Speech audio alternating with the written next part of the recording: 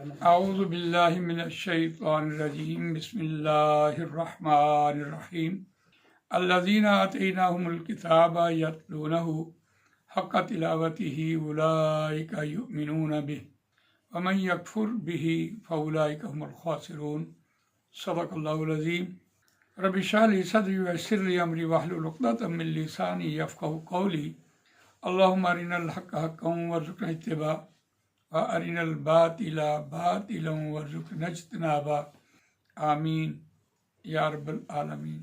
دوستو اور بزرگوں، یہ جو آیت آپ کے سامنے تلاوت کی ہے یہ پہلا پارہ اور آیت نمبر 121 ہے۔ جس مقام پر یہ آیت آئی ہے یہ یہود کے بارے میں 10 رکوع پہلے پارے میں بیان ہوئے، اور ان کی عادتیں، ان کی شرارتیں، ان کے مکر و فریب، ان کی اسٹریٹجی، ان کی تدبیریں، یہ ساری باتیں کرنے کے بعد قرآن مجید نے ان کی اصلاح کے لیے اس آیت کو بیان کیا، اور ان کی وجہ سے مسلک پرستی کو جو فروغ ملا آج کی دنیا میں بھی، وہ یہود و نصارہ کی طرف سے۔ اور یہ 14واں رکوع جو شروع ہوا، وقالت الیہود لیست النصارى علی شیء وقالت النصارى لیست الیہود علی شیء وهم یتلون الکتاب کذالک قال الذین لا یعلمون مثل قولہم فاللہ یحکم بینہم یوم القیامۃ فیما کانوا فیہ یختلفون۔ کہا یہود نے عیسائیوں کو تمہاری کوئی بنیاد نہیں، اور کہا عیسائیوں نے یہودیوں کو کہ تمہاری کوئی بنیاد نہیں، تم کسی چیز پر نہیں ہو، اہل کتاب ہونے کے باوجود تم اپنی کتاب کو نافذ نہیں کیا، آپ نے کیا۔ تو اس اعتبار سے قرآن مجید نے اس بات کو نقل کیا وَهُمْ يَتْلُونَ الْكِتَابَ، حالانکہ وہ کتاب کی تلاوت کرتے تھے۔ اس بات کو قرآن نے جو آگے مزید بیان کیا، كَذَلِكَ قَالَ الَّذِينَ لَا يَعْلَمُونَ مِثْلَ قَوْلِهِمْ، اسی طرح جو لوگ ان کے فالوورز تھے انہوں نے بھی سنی سنائی بات ایک دوسرے کو کہنی شروع کی۔ كَذَلِكَ قَالَ الَّذِينَ لَا يَعْلَمُونَ مِثْلَ قَوْلِهِمْ فاللہ یحکم بینہم یوم القیامۃ فیما کانوا فیہ یختلفون۔ تو یہ جو فرقہ واریت اور مسلک پرستی کی بات کرتے ہیں، ایک دوسرے کو تان سان کرتے ہیں، اور ان کے جو فالورز کرتے ہیں، اللہ نے اس کا فیصلہ اگلے جہان میں کرنا ہے۔ تو کمال بات یہ ہے کہ یہ مسلک پرستی جو ہے اس کا چونکہ اس دنیا میں کوئی فیصلہ نہیں ہونا، لہٰذا میں نے تو یہ فیصلہ کیا ہے کہ میں آئندہ، یعنی پیچھے بھی اور آئندہ بھی، کبھی اس معاملے میں نہیں پڑوں گا کہ اپنا میں وقت ضائع کروں اور میں اس دنیا میں ایک مسئلے کو دوسرے مسئلے کے اوپر فوقیت دیتا رہوں۔ تو اس کا آخری علاج قرآن مجید نے الذین آتیناہم الکتاب اس ایک آیت میں دیا کہ وہ لوگ جن کو دی ہم نے کتاب وہ اس کی تلاوت کرتے ہیں جیسا کہ اس کی تلاوت کرنے کا حق ہے، وہی اس پر ایمان رکھتے ہیں، جو اس کی تلاوت کرنے کا حق ادا نہ کرے وہ خسارہ پانے والے ہیں۔